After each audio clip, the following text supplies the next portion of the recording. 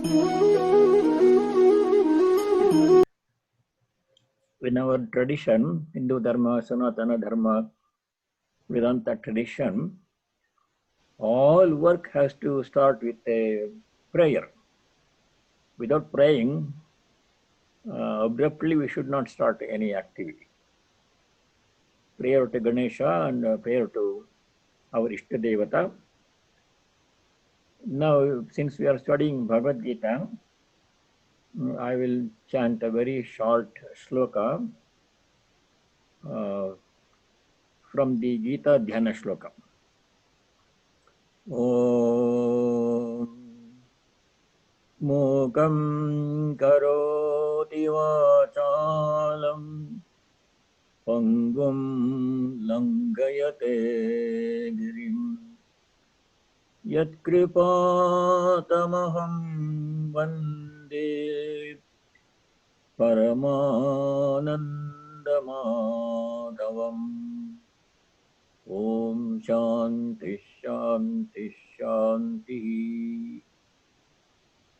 I offer my loving salutations to the blissful Lord Madhava, by whose grace even the mute can become eloquent and the lame can cross over mountains and reach his goal. May he bestow his grace upon us all. May he give us the strength and wisdom to understand his message given in the sacred book, the Bhagavad Gita. When I talk about Gita, I become very happy and very excited because every opportunity to study Gita, even one shloka of the Gita every day, if you study, it makes a great difference in our lives. All the great teachers have emphasized the importance of study of Bhagavad Gita. One scripture, if you study Gita, then there is no need to study any other scripture. Everything that is included in the Vedas, in the Upanishads, in the Puranas, is all included in the Bhagavad Gita in a fairly compact form and easy to understand form. So I'm glad you decided to study the Gita, especially with me who does not know anything. That's why I chanted the verse, Mukam Karote Vachalam. By the grace of God, we will try to understand as much as I can. So last time we began the second chapter. The first message that Bhagavan Sri Krishna gives to Arjuna is a call for strength. When Swamiji was giving his lectures in this country, in the United States and Europe, he did not talk much about strength. He talked more about renunciation.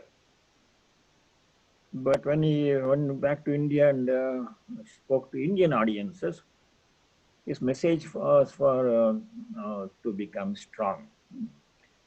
Strength, physical strength is very necessary, but physical strength has limitations. It will deplete with time. More important is mental strength and emotional strength. Mentally, we should be strong. Even if the body is not as strong, but still, if the mind is strong, we can deal with any problem in life. Unless we have strength, we cannot make any progress in worldly life. Even to be successful in one's job, profession, family life, and life in general, one needs to have a great mental strength, moral strength. That physical strength is necessary, but if the physical strength is combined with weaknesses such as anger, jealousy, etc., it can create great havoc in human life. So in the 7th chapter, Sri Krishna is going to say, verse number 11. I remember that because 7:11, 7th chapter, 11th verse. There Sri Krishna says, strength is good, but strength has to be free from lust, anger, greed, and cruelty, etc., violence, etc. Otherwise, it will create great havoc. So strength has to be combined with sattvic qualities. Strength combined with sattvic qualities such as compassion, understanding, that is very good kind of strength. So that message he gave in the second and third verses of the Bhagavad Gita. Swami Vivekananda especially like these two verses, verses number 2 and 3. There Sri Krishna says to Arjuna to become strong. So before we leave the topic of strength, I will chant those two verses. Kutastva kashmalamidam vishame samapasthitam anarya justam asvadyam akirtikaram Laibyam asmagamah partha naitattvaipapadyate Kshudram hriya daurbalyam yaktvottishta parantapa. Then Arjuna still has some doubts in his mind, and then expresses his hesitation to engage in war because that involves killing of relatives, etc. That we have seen before in the first chapter. So let us go to verse number 7 in the second chapter. We did this last time, but I want to emphasize one point in verse number 7. And that is the last line of verse number 7 in second chapter. Arjuna says to Sri Krishna, Shishyasteham sadhimam tvam prapannam. That is the important point in the conversation between Arjuna and Sri Krishna. Until now, Arjuna was only explaining his difficulty, his dilemma, his problem, his hesitation, his fear, etc. But when he said this one, that is the real beginning of that lays the foundation for the remaining part of Bhagavad Gita. Sri Krishna is accepted by Arjuna as his teacher. Praise to Arjuna. Te aham shishyaha. Last line of verse number 7. Te means your. Oh, I am your disciple. Shishya means disciple. I have become your disciple. Until now, he was talking only as a friend, as a Sarathi. He was mostly a friend. Krishna and Pandavas were very close friends. They used to address each other by first name and then play together, eat together, and hang out together as friends. But now the relationship significantly changed when Arjuna says, I am your disciples. Te aham shishyaha tvam prapannam mam shadhi. Prapatti means taking refuge, sharanagati, surrendering. Prapatti means surrendering. I have surrendered to you. Prapannam, tvam prapannam, I have surrendered to you as a disciple. Mam shadhi, please teach me. So when Arjuna made this request, asking Krishna to teach him what to do now when this great dilemma has come. The two armies are ready to fight. They are impatient to start the war. So this critical moment has come. Now guide me, teach me. This paves the way for Sri Krishna to begin his formal teaching. So that is number 7. And then verse number 9, Sanjaya says, Evamuktva rishikesham gudakesha parantapaha nayotsya iti govindam uktva tushnim babhuvaha. Having spoken thus to Krishna, the brave, valiant Arjuna added, I shall not fight. Nayotsya. Nayotsya means I am not going to fight. I can't fight. This problem has come in my mind. Uktva, saying I'm not going to fight, he maintained silence. Tushni babhuva. Tushni babhuva means remain quiet. Now, verse number 10 is a simple statement. Sri Krishna begins to teach him. Verse number 10.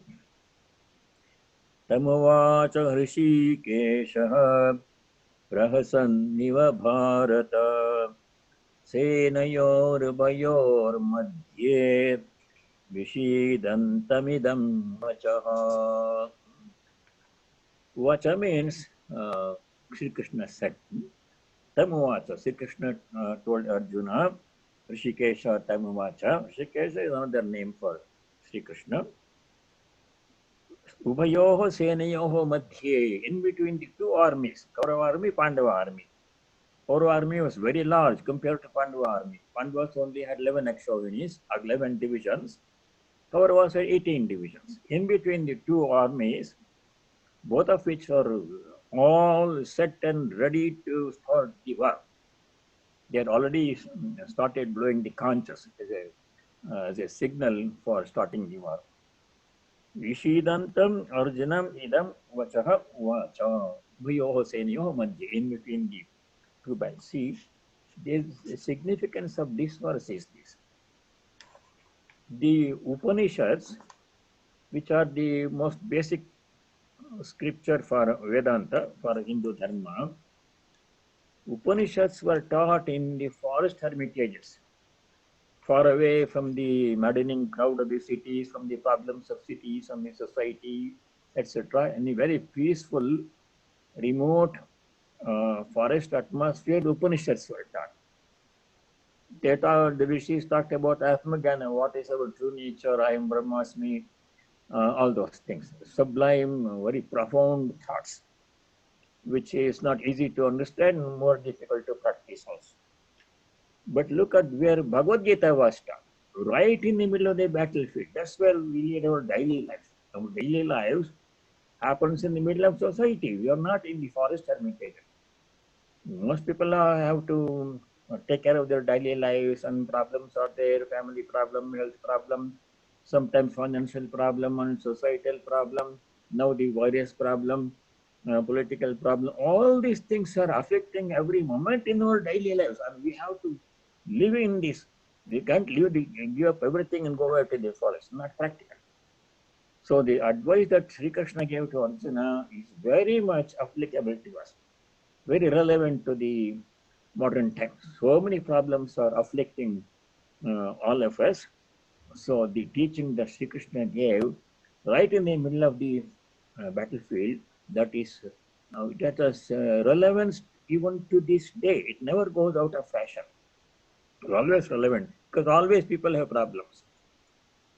So that is why Ubayoho Senayoho Madhye, in between the two armies, which were all set to start the battle, idam Vishidantam Arjunam, idam Rishikesha Vacha. Sri Krishna gave this advice to Arjuna.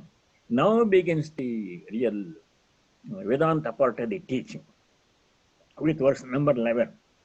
Shankaracharya started his commentary with this verse, with this 11th verse. He did not add his commentary for any of the first chapter slokas, and even for the 10 slokas in the second chapter also. Shankara did not write his commentary. His commentary begins with the 11th verse of the second chapter. So let us stand 11th verse. Shri Bhagavan Vacha Ashocyananvashocastvam प्रज्ञावादांश्च भाषसे गतासु नगतासुंश्च नानुशोचन्ति पण्डिताः. श्रीभगवानुवाच अशोच्यानन्वशोचस्त्वं प्रज्ञावादांश्च भाषसे गतासु नगतासुंश्च Nanushocanti Pandita. Sri Krishna says to Arjuna, I'll read the translation, then you'll try to understand. The Blessed Lord said, you grieve for those who call for no grief. At the same time, you utter words of wisdom. The wise grieve neither for the dead nor for the living.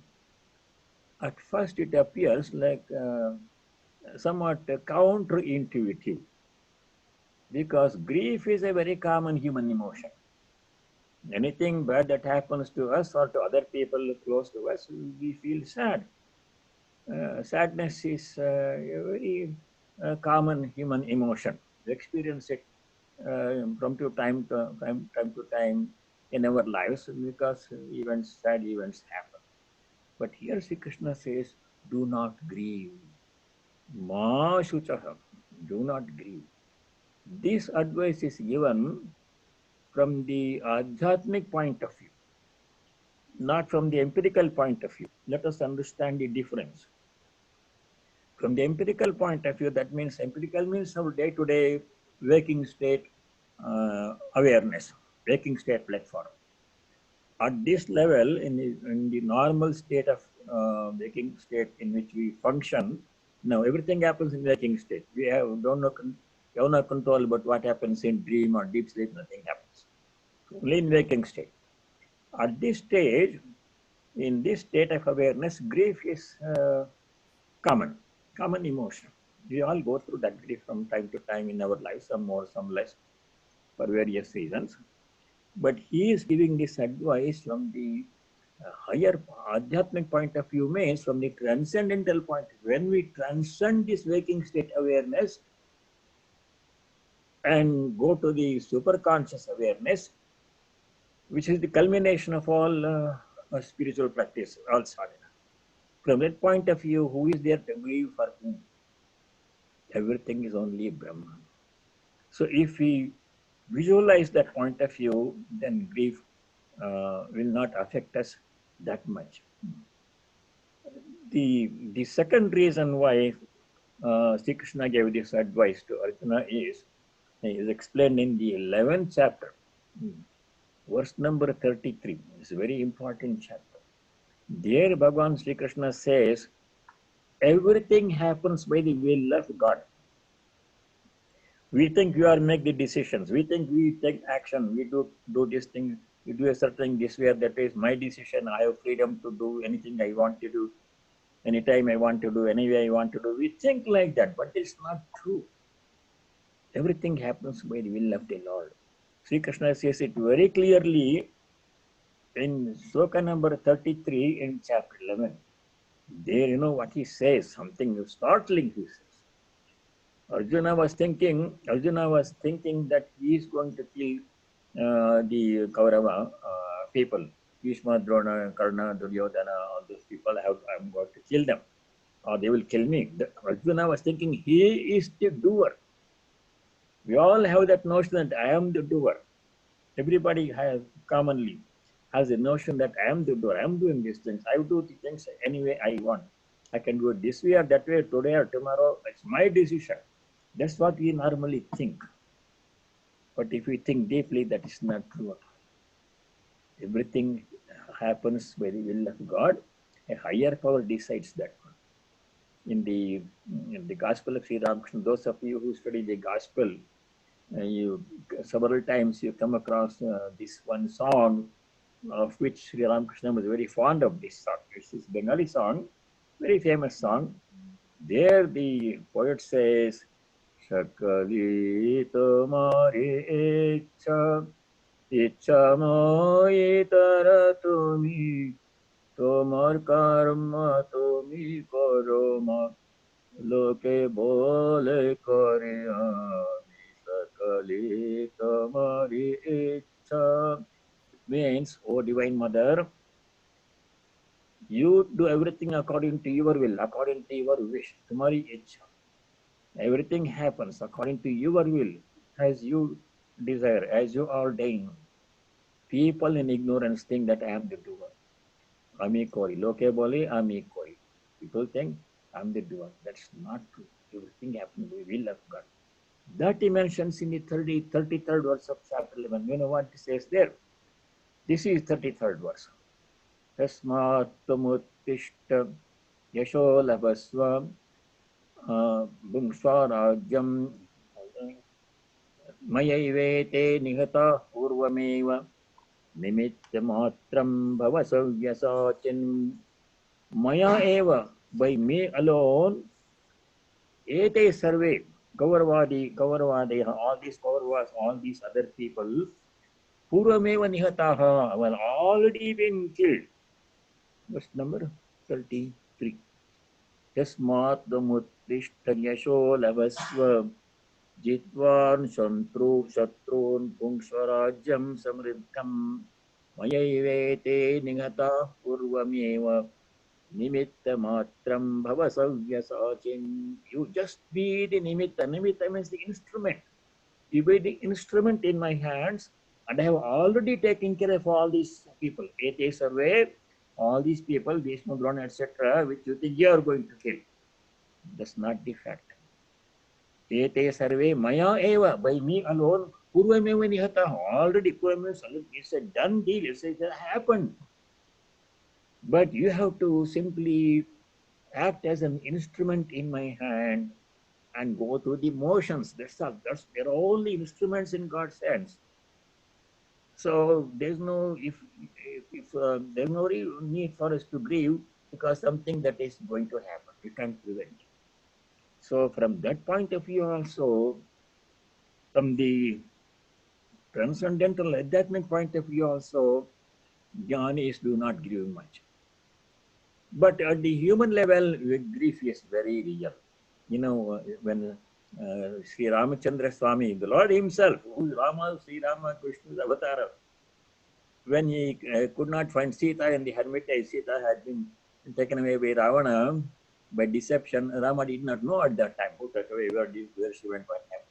He started crying, where is my Sita? In the forest hermitage, she was alone. And Sri Ramakrishna also cried when his very close friend and disciple Keshav Chandra Sen became very sick. Sri Ramakrishna started crying because he was very close to Sri Ramakrishna. Though he was the head of the Brahma Samaj movement in Kolkata, Keshav Chandra Sen, very famous man, he was dear to Sri Ramakrishna. So he helped actually to propagate Sri Ramakrishna's name by publishing articles about Sri Ramakrishna in the Brahma Samaj newsletter. So when he became sick, Sri Ramakrishna cried and he said to Divine Mother, he made a vow to Divine Mother, if Keshav Chandra Sen's health improves, I am going to offer 2 green coconuts to you. Dab, green coconut means dab in Hindi. I'll offer them to you. Please help him to regain like this. So it's common emotion. Even when the Lord himself comes in human form, he expresses grief.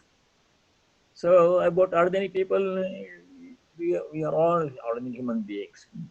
So grief is common.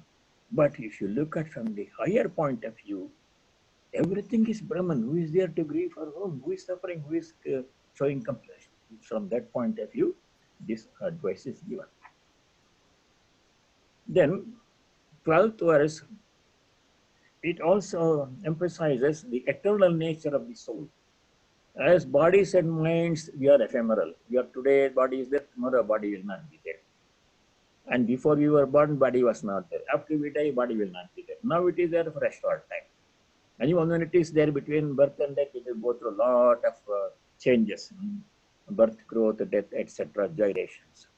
So that is not the ultimate reality. Ultimate reality is soul Atman.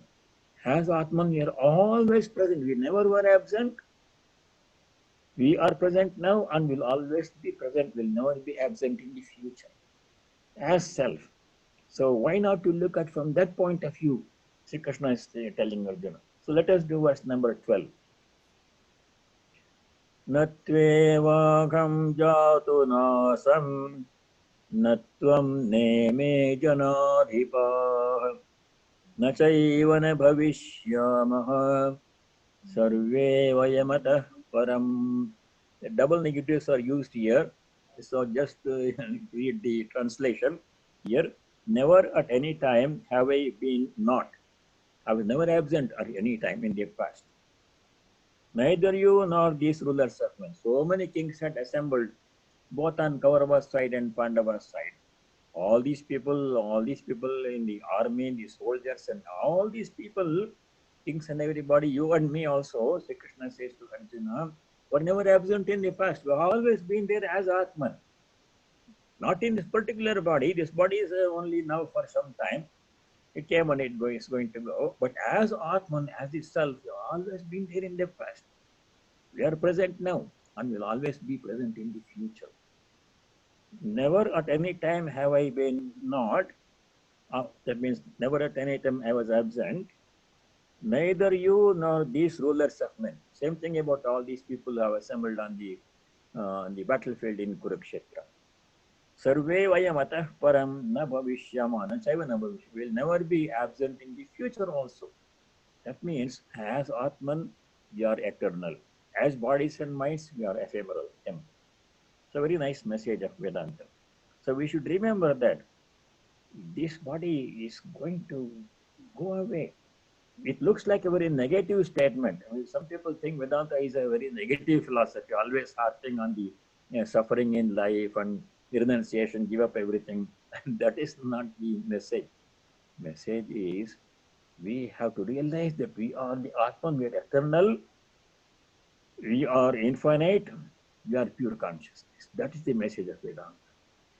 And what we are thinking now, I'm the body, I'm this particular body, I'm this person, I'm an engineer, I'm a doctor, I'm a Swami, I'm an Indian, I'm a Chinese, I'm American. This identity is only a temporary thing. This body mind, we are going to study this one, this point repeatedly in the next few verses in the second chapter. The central message of Vedanta, we are that. Upanishad says, Aham Brahmasmi, Tattvamasi. We are that, you are that. That means the supreme reality. So that's the main message. Gradually, Sri Krishna is introducing Arjuna to that central message of Vedanta. Then the practical aspects will come. How to experience this truth in our present life, in this life itself. So we'll go to message number 13. This has a message number, passage number 13, sloka 13, has a very practical implication. I'll explain that one. Something that we have to practice every day, every moment. Gita is not a theoretical philosophy. Gita is very practical. So, sloka number 13. Dehinosmin yatha dehe kaumaram yavvanam jara तथा देहांतर प्राप्ति धीरस्तत्र न मुह्यति देहिनोऽस्मिन् यथा देहे कौमारं यौवनं जरा तथा देहांतर प्राप्ति धीरस्तत्र न मुह्यति. Very important verse. If you like, I encourage you to memorize this one verse, because every day we have to deal with this problem of change. Every time, everything is changing. You can't depend upon everybody. Today it is like this, but next moment there is no guarantee to be like this. It will change in a moment. Some changes happen very slowly, some happen very rapidly. We have to accept the change is a inevitable part of life and see how it can be put into practice in our daily lives.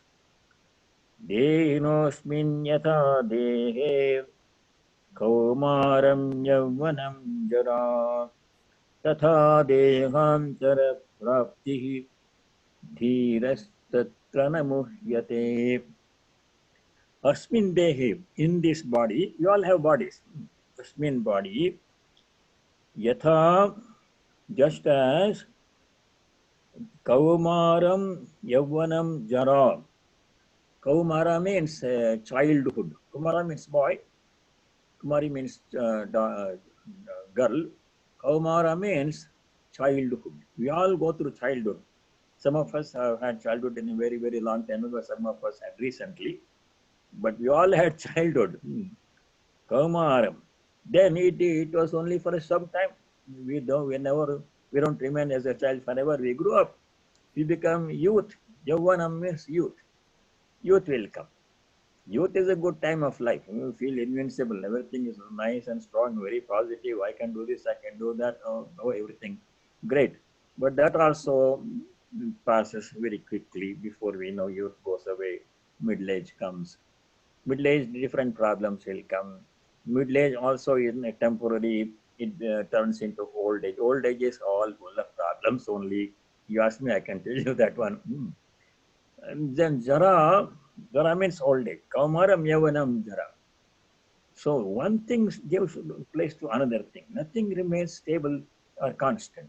Then what happens? Sri Krishna gives a very nice positive spin to something which is thought of as negative generally. He says, Tatha Dehantara Prapti. Deha means body, Antara means different, Prapti means acquire, acquiring a different body. We acquire a different body. That means what happens with this body? It has to be given up. That means that instead of saying death comes, he says new body will come. It's a nice way of putting things. Dehantara Prapti. That means this body also be, one day it is going to go. So we should practice detachment and do what is necessary, but be detached. No, this is not permanent. We should be convinced it's not permanent. We should not be attached to it so much. Then what is the conclusion?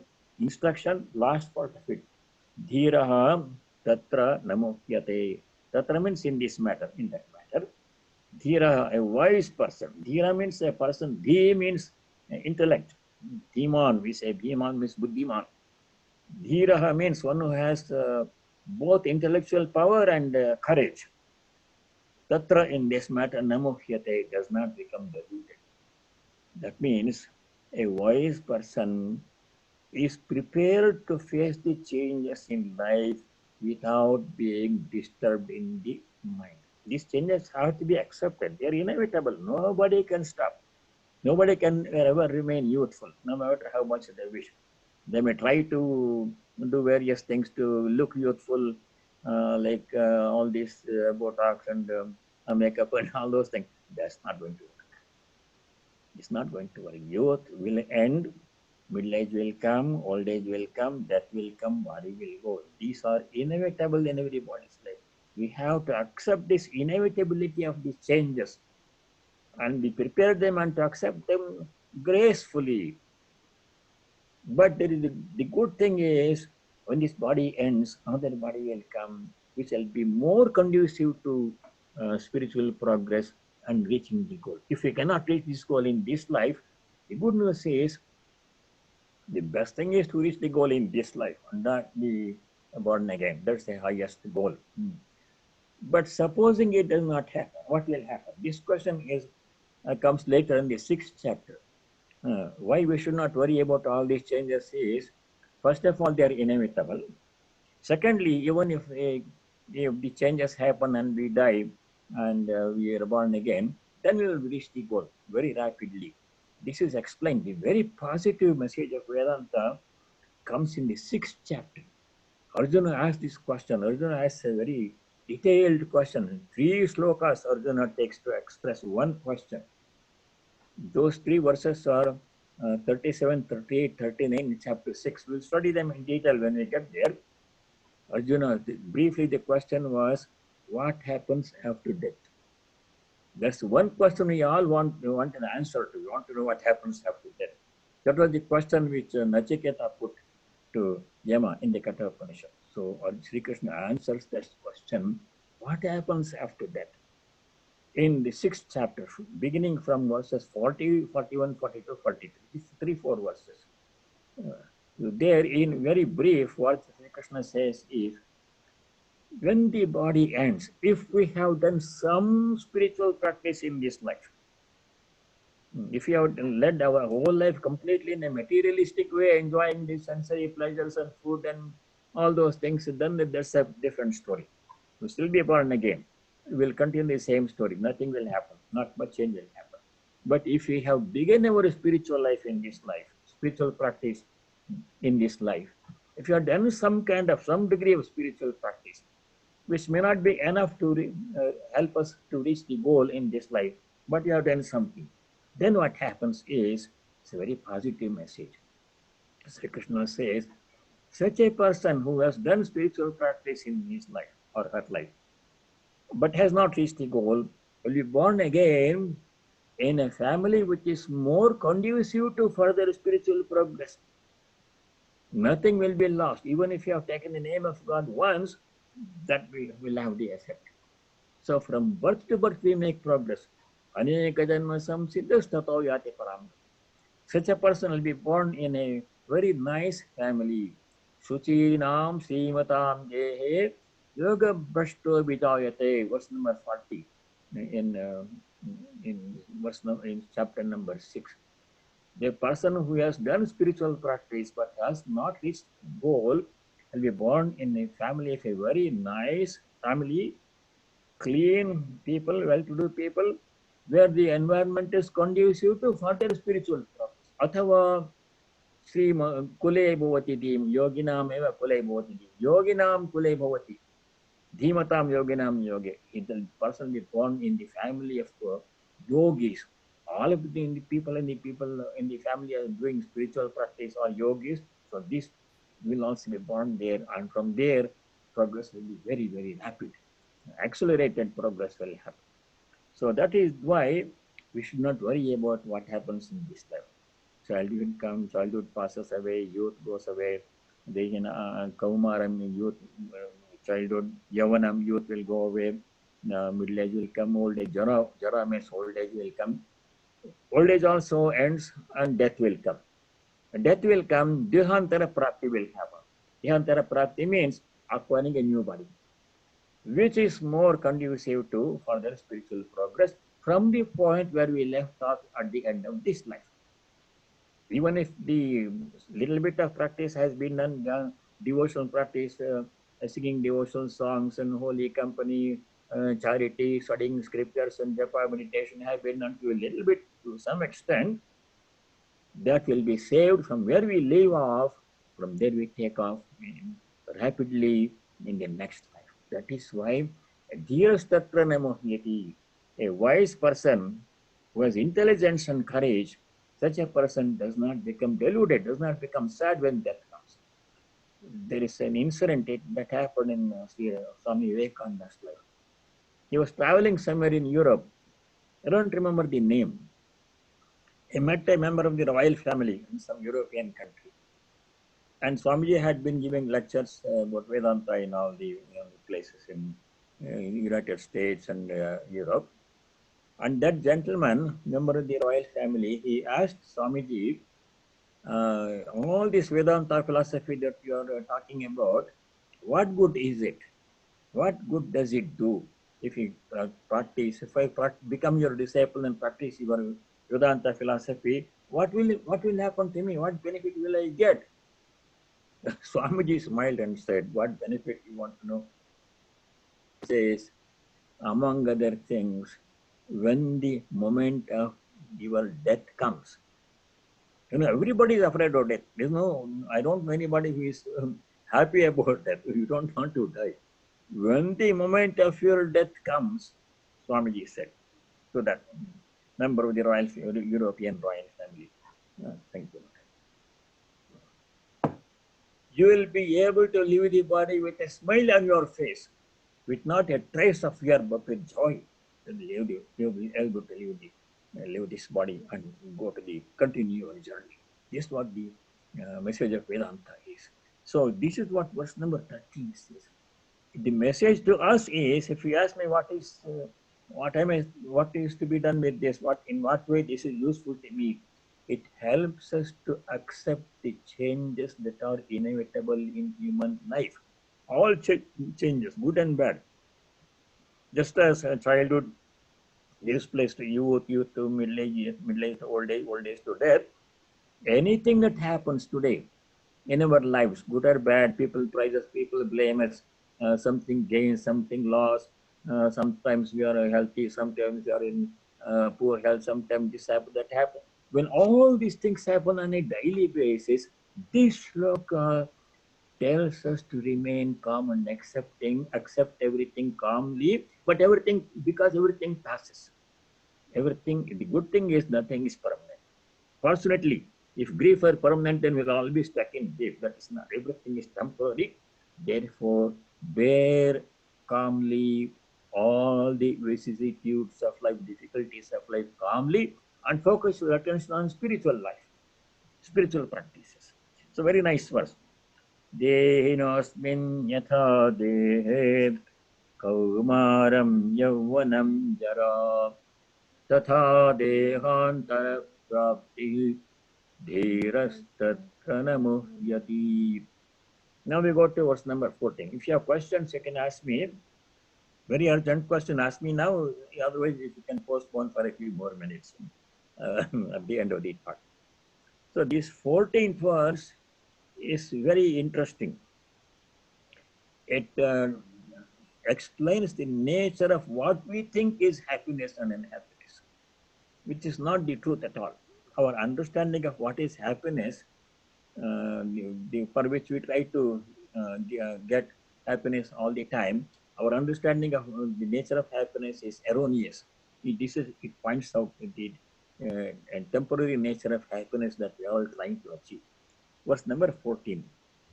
Matra sparshastha kaunteya shitoshna sukha dukkada agamapainu nitya tam stitikshasva bharata.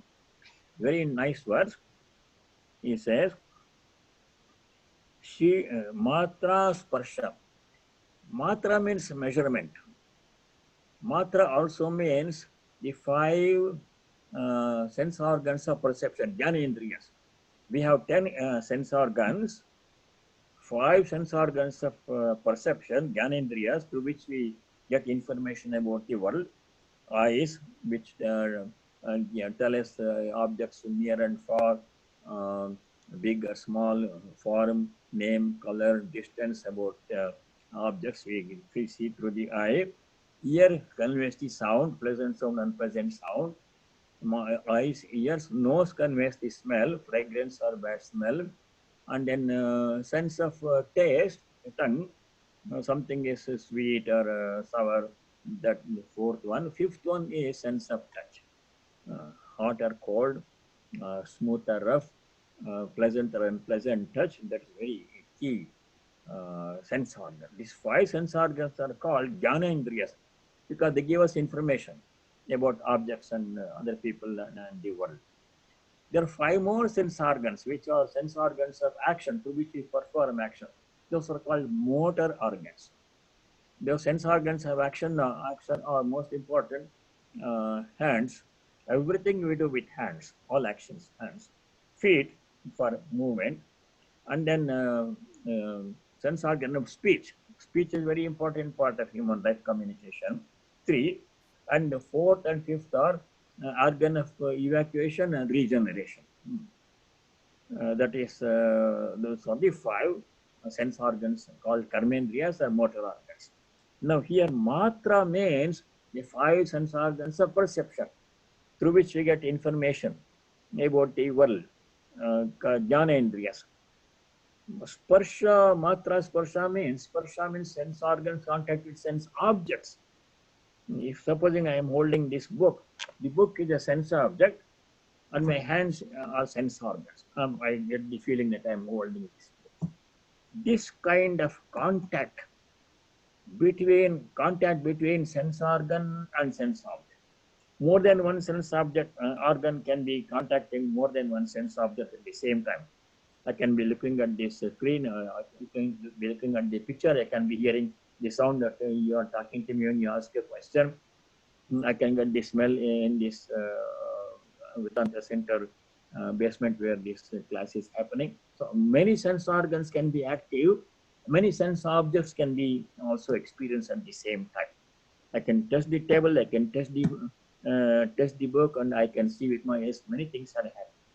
This kind of contact, matra sparsha means contact, between one or more sense organs, one or more sense objects, is the cause of all our happiness and unhappiness.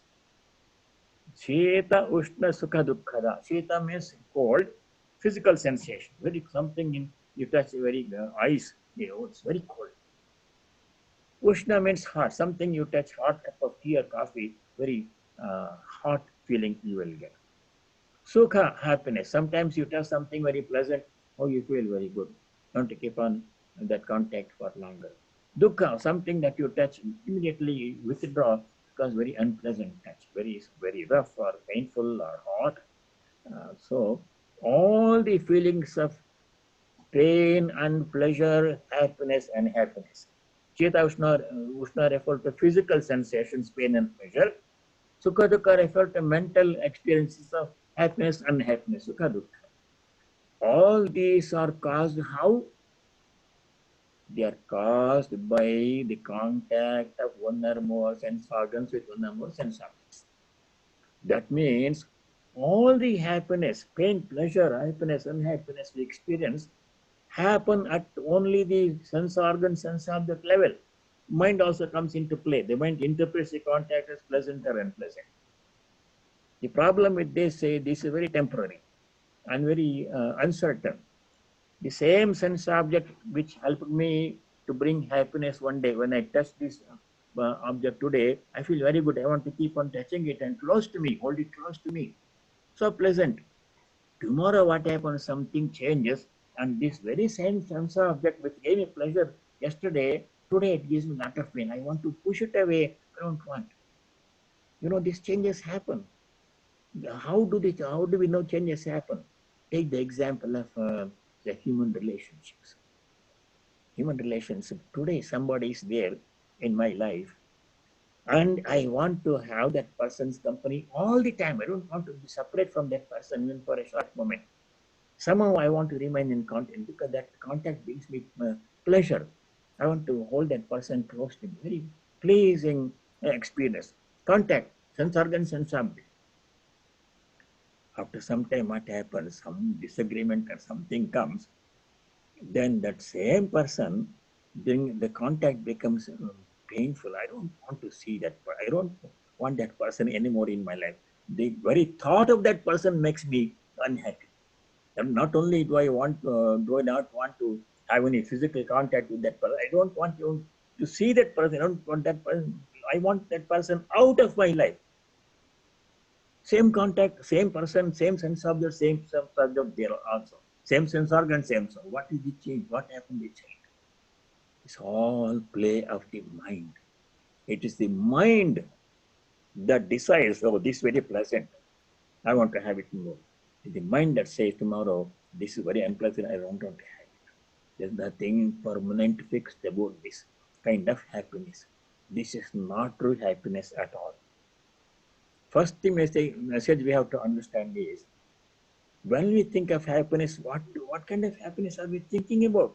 This kind of temporary, fleeting happiness, which is nothing fixed at all. Same sense object, ice cream, I like today, ice cream, all the sweets I like, chocolate ice cream and cheesecake and all those things, pizza, everything I'm liking, enjoying everything, eating as much as I can because I'm in good health and youthful. After some time, the very same objects which gave me so much pleasure, they gave me pain. Doctor says, don't eat all these things. Don't eat sugar, don't eat salt, don't eat spices, acidity problem. All these things that I ate at one time enjoyed, they become like poison.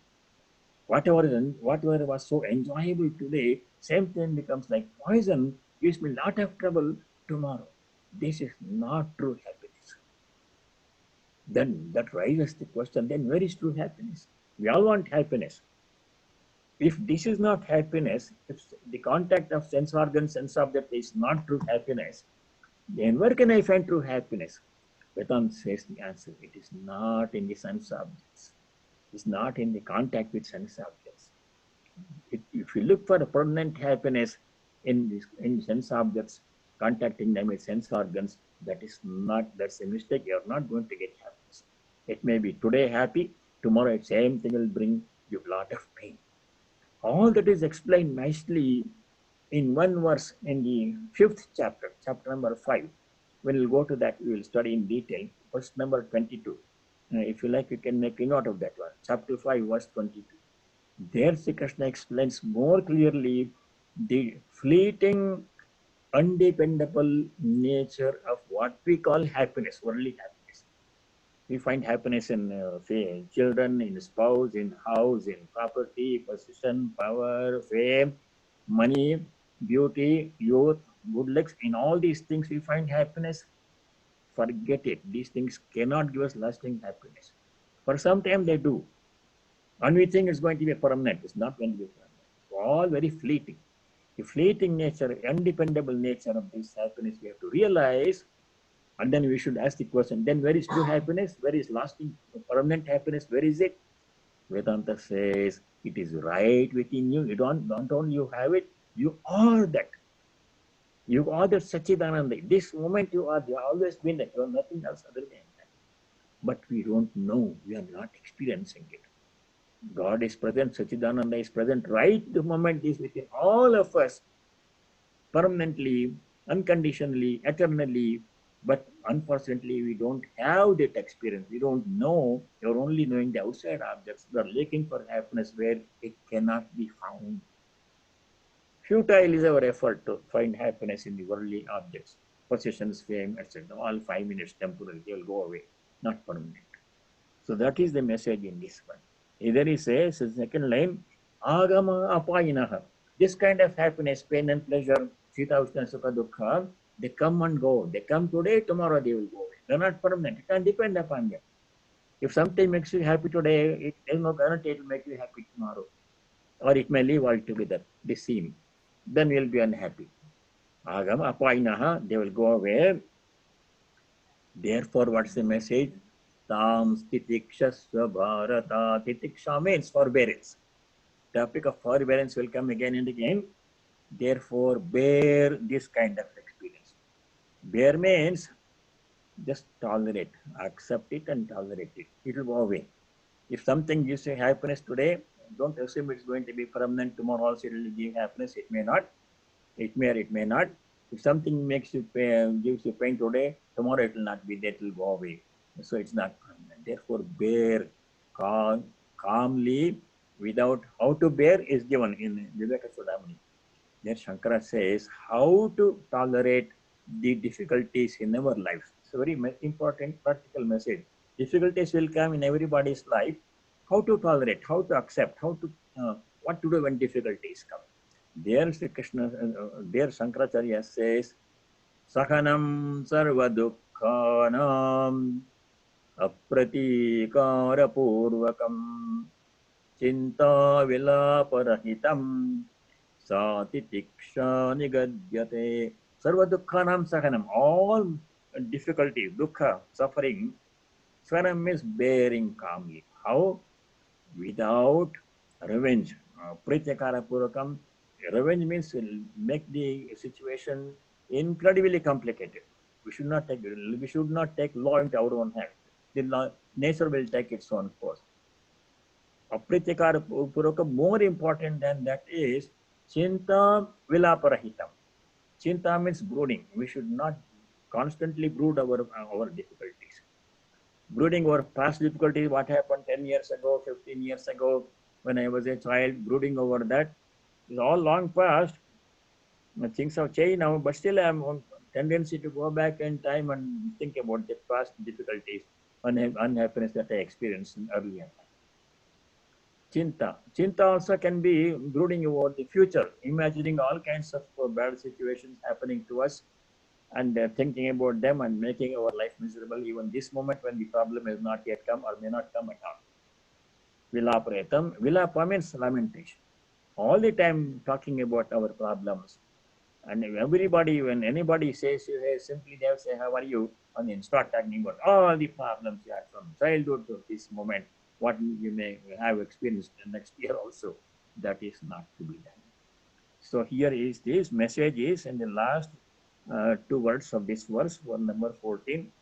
Titikshasva. Titiksha means practice forbearance of all the difficulties calmly. Because 2 reasons why we should practice forbearance, 2 reasons. No difficulty comes except as we have done something to happen, make it happen, something to cause it. Swami Vivekananda says, no misery comes except as we have paved the way for it ourselves. If I have not done anything wrong, no difficulty will come. Why this difficulty has come right now? Any kind of problem has come right now? Because I had done something to warrant it. Otherwise, it will not come. Without any cause, nothing happens. There is always a cause for any event that happens in our life. Good and bad, both. Good things happen also, there is a cause. Bad things happen also, there is a cause. Second thing is they are fleeting. Today it is there, tomorrow it is not. Therefore, tam stitikshasva, practice forbearance. That's the message. In the previous verse number 13, Diyas tatra na muhyati, a wise person does not become deluded, does not become disturbed by the passage of time, the ravages of time, what time or time, what changes happen in the body, youth, old age, etc., death, etc. We don't become disturbed by it.